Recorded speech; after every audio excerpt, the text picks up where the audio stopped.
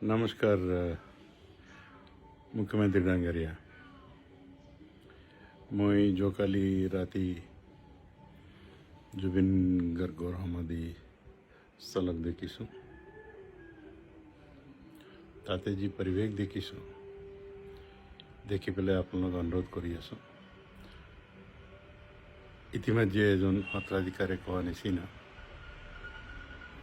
জুবিনে নাৰৰ পৰা নাৰোত্তম আৰু নাৰায়ণ হ'বলৈ গৈ আছে। মানে ৰাইজে এইটো মন্দিৰত তেনেকুৱা যায়, তেনেকুৱা গৈ আছে।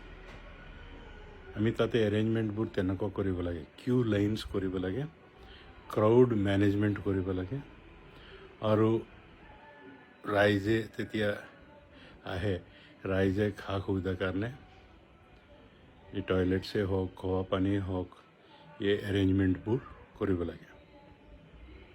এতিয়া অৰ্গেনাইজড মেনাৰত তাতে ৰাইজে গৈ পেলাই জুবিনক শ্ৰদ্ধাঞ্জলি জনাবলৈ এৰেঞ্জমেণ্টবোৰ কৰিব লাগে।